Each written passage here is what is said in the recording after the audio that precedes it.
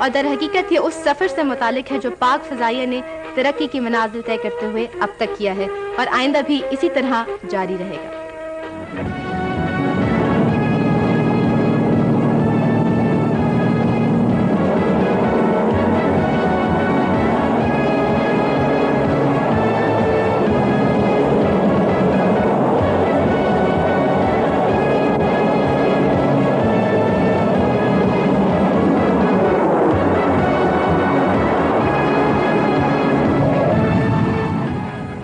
پاکستان کی فضائیہ ہماری قوم کا سرمایہ افتخار ہے۔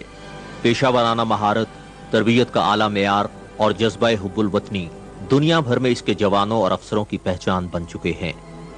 اس ادارے کی تعمیر و ترقی دراصل عزم و جرت، جہد مسلسل اور لگن کا ایک ایسا سفر ہے جسے نہ صرف قدر کی نگاہ سے دیکھا جاتا ہے بلکہ تاریخ کے صفحات انہی کارناموں سے روشن ہیں۔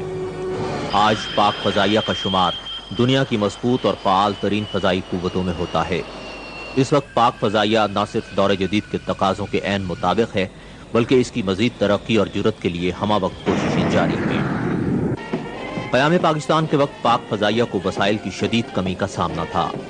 رائل انڈین ایئر فورس کے اثاثوں کی تقسیم کے نتیجے میں جو چند جہاز پاکستان کے حصے میں آئے ان میں اکثر ناکارہ تھے۔ ہوا بازوں اور تکنیکی عملے کی تعداد بھی ناکافی تھی۔ اس بے سر و سامانی کے باوجود فضائیہ کے جوانوں کے حوصلے بلند تھے، ان کا جذبہ تعمیر عروج پر تھا اور وہ لگن جیسی دولت سے مالا مال تھے۔ اسی دوران پاکستان نے کشمیر میں ہمسایہ ملک کے جارحانہ فوجی اقدام کا مقابلہ جرت اور پامردی سے کیا۔ انتہائی نامساعد حالات کے باوجود بری فوج کی مدد اور شمالی علاقہ جات میں گھرے ہوئے افراد کے لیے رسد کی فراہمی فضائیہ کی جنگی تاریخ میں ابتدائی باب کی حیثیت رکھتی ہے۔ پاک فضائیہ کے لیے کیمپس، ٹائیگر ماؤتھ، فیوری اور پسٹل فیٹر طیارے حاصل کیے گئے، جبکہ ہوا بازوں کی تربیت کے لیے ہارورڈ نامی جہاز منگوائے گئے جو اپنے وقت کے جدید ترین اور کامیاب جہاز تصور کیے جاتے تھے۔ اس کے ساتھ ساتھ تربیت اور عملے کی بھرتی کا عمل بھی تیزی سے جاری رکھا گیا۔ جلد ہی یہ نوزائیدہ فضائی فوج دفاع وطن کے فریضے میں مؤثر کردار ادا کرنے کے قابل ہو گئی۔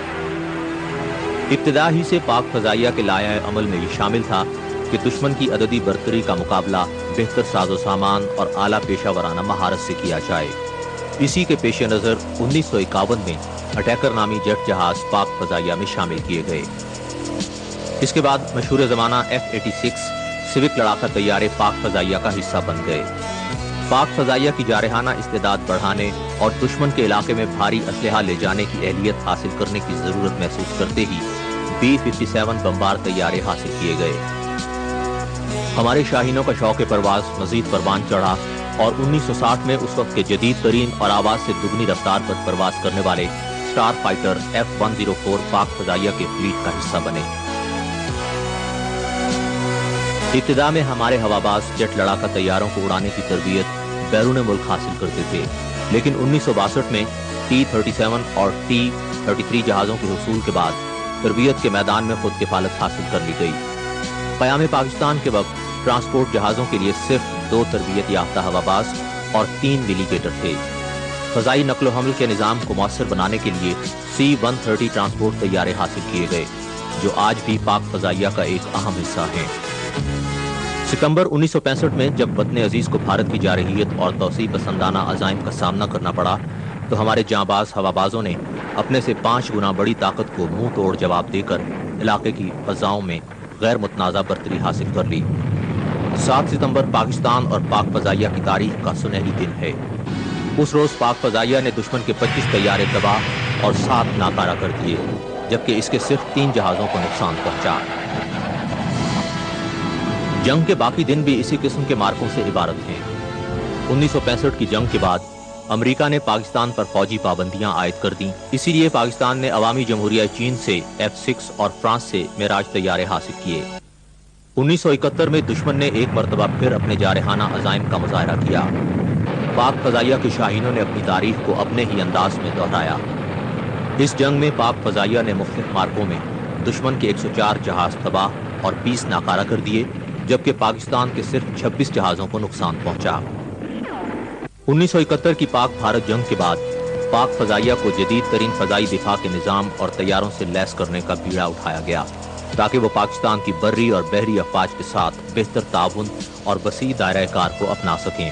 اس کے لیے چینی ساخت کی F-5 اور فرانسیسی معراج طیاروں کی نئی کھیپ کے حصول کے ساتھ ساتھ فضا سے فضا میں مار کرنے والے میزائل بھی حاصل کیے گئے۔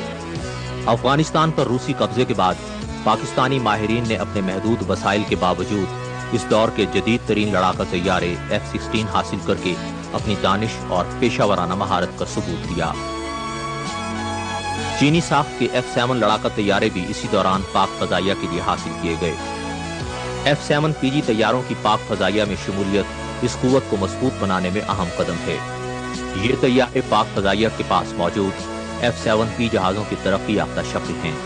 ان جہازوں کی شمولیت دفاع وطن کو ناقابل تسخیر بنانے میں نہایت ممد و معاون ثابت ہوگی، اور یہ طیارہ آنے والے وقت میں ہمارے فضائی دفاع کے لیے ریڑھ کی ہڈی ثابت ہوگا۔